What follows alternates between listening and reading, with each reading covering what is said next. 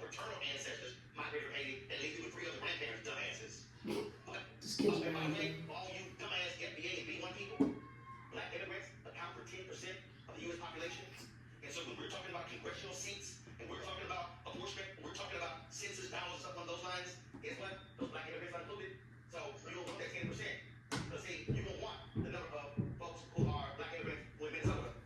You don't want those black immigrants in Houston, or the Nigerian population. You don't want those black folks from Liberia, black folks from Bermuda. See, this is when I need our people to stop listening to YouTube economists, TikTok anthropologists, and Instagram political scientists to understand the larger picture of what we're dealing with here.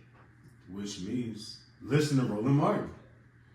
Stop listening to anybody, just listen to Roland Martin. I mean, he's been doing this for years. Since I was your age, I can pull up cartoons from the Boondocks to show him a depiction of him overweight with a bunch of nice watches and chains and suits on, walking around selling lies to people. He's been doing this for years. And you see the 3 people, yep. Ain't nobody taking your job. What do you mean? We just saw a bunch of Lyft and Uber drivers get arrested in Chicago. You trying to tell me that there's no black people that want to drive Uber or Lyft? What do you mean? Any immigrant here taking any job. Hey, what did I tell you the other day about that Popeyes firehouse? That the whole thing is full of Hispanics and no one can speak English. Yeah, hey, my daughter is just 15. She turned 15. She's going to need a job. I'd rather fast food places still be hiring American young teenagers instead of hiring grown men, right? And then I got to send my daughter in these places to work. I want her to get a job as a 15-year-old. I think that's, like a Chick-fil-A. That's where all the kids go to get a job.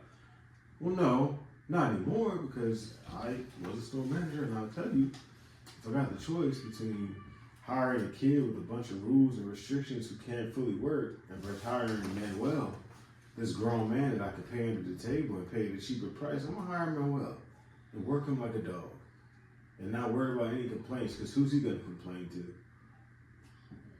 No one. He can't, because then he'll get booted out of the country. But Democrats want that. Roland Martin wants that. Go, you big dummies. And then you hear what he's talking about. Like, oh yeah, the more black immigrants, then that means the more congressional seats. Oh, that means, because remember we talked about the census, the more people, right? And then we talked about what's going on right now with the Supreme Court. They're in the middle of hearing the Civil Rights Act, where you can divide up congressional districts based on color. Remember that we did a video about that, and I said before, like, I don't want to be put in the same district as some of these guys who are into YNs and into doing just because we're the same color don't mean I want to have the same representations of them. No way. There's people who walking around like Wes Moore, the governor of Maryland, was just on the Breakfast Club. Charlamagne the guy straight up said, yeah, we have 0 accomplishments you had because you literally have accomplished nothing since you've been a mayor except like blowing the budget. But man, we really like your vibe, man. Like, people want to vote for you again because you got such good vibes. Meaning, he's funded the cookout. So that's why Wes Moore is getting support in Maryland, not for anything he's accomplished, but because he's funded the cookout. Do I want my congressional leader to be represented by people who think being cool at a cookout is worth a vote? No. I'd rather be assigned a district right here near the people we live next to now, who ain't really worried about whether or not you can dance or do the coolest dance move at the cookout. They're worried about what you're going to do for this state.